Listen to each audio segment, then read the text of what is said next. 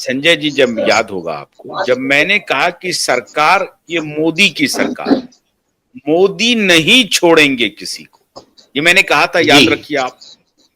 मैंने आपको कहा था कि मोदी की सरकार है, अमित शाह अगर बोल रहे हैं तो पैसा देंगे। 5,000 करोड़ रुपया दे दिया उन्होंने, और अगला 5,000 करोड़ रुपया भी देना चालू है।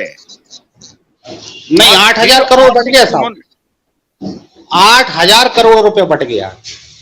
8,000 करोड़ रुपए बट गए। जी। अब सोच लीजिए आप, ये अब अभी तो मैं एक और बड़ा एक्सपोजे करने जा रहा हूं, अभी 1-2 दिन में और मैं करूंगा, बहुत बड़ा एक्सपोजे मैं करने जा रहा हूं, बहुत बड़ा। इस ऑर्गेनाइजेशन ने ऐसे ऐसे सांपों को पाला जिसका टेरर लिंक है। मैं बता रहा हूं आपको, अभी मैं बहुत बड़ा एक्सपोजे करने जा रहा हूं। एक सज्जन थे इसी ग्रुप में जिन्होंने किताब लिखी थी, हिंदू आतंकवाद, समझ गए ना। इस ऑर्गेनाइजेशन में एक खेल बहुत बड़ा है सर, और श्रीमान अखिलेश यादव जो हैं मुंह छुपाते फिरेंगे। अभी ये जो खेल चल रहा था ना, अभी ये खेल अभी मोदी और शाह ने पकड़ लिया है। उत्तर प्रदेश में भी गमछा लहराएगा, चिंता मत करिए।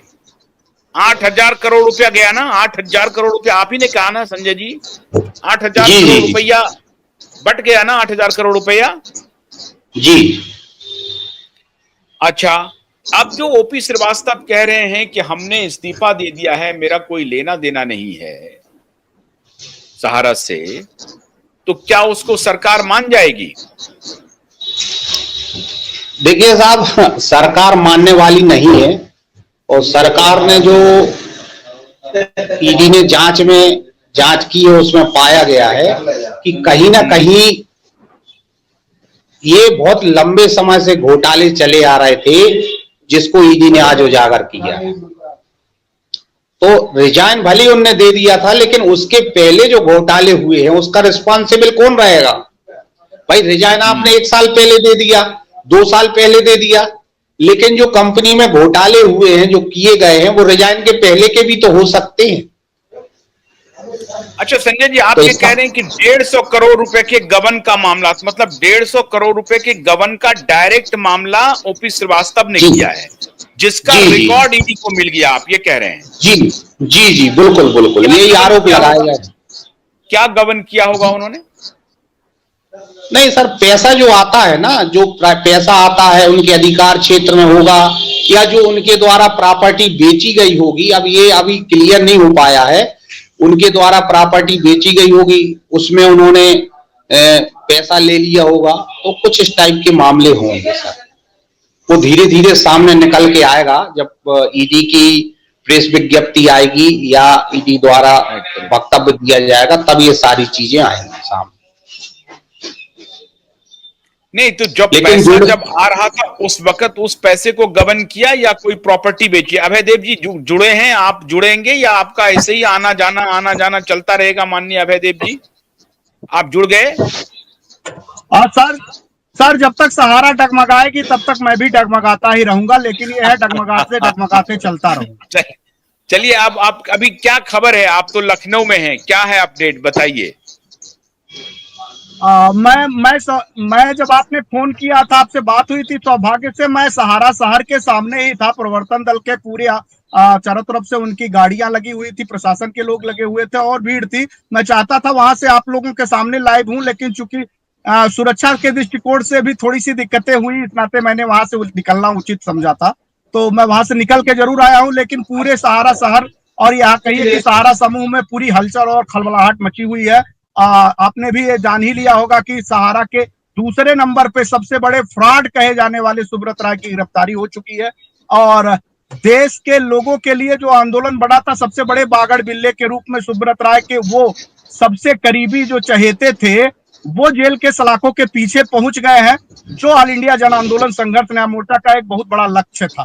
तो आज ये बड़ी जीत है देश के निवेशकों का इस आंदोलन का, कि जब तक सबूत मिटाने वाले, साक्ष्य जो मिटाने वाले लोग जो बाहर रहते, जिससे साक्ष्य प्रभावित होते, आज अंततः वो जेल के सलाखों के पीछे चले गए हैं। बहुत बड़ा काम हुआ है और तमाम देश भर के निवेशकों के जो पैसे की उम्मीद है वो वास्तव में आज निकल करके बाहर आएगी, क्योंकि जब ये बागड़ बिल्ले के ऊपर ईडी की कार्यवाही शुरू होगी, इनको रिमांड पे लिए जाएंगे, तो इन्होंने जितने भी अपराध किए हैं, जितने भी इन लोगों ने गलत तरीके से लोगों को सताया है, पीड़ा पहुंचाई है, दर्द पहुंचाया है, सही मायने में ये सच्ची श्रद्धांजलि उन 5,000 पीड़ित उन एजेंटों के लोगों की है जिन्होंने इनके नाते जान दे दिया था।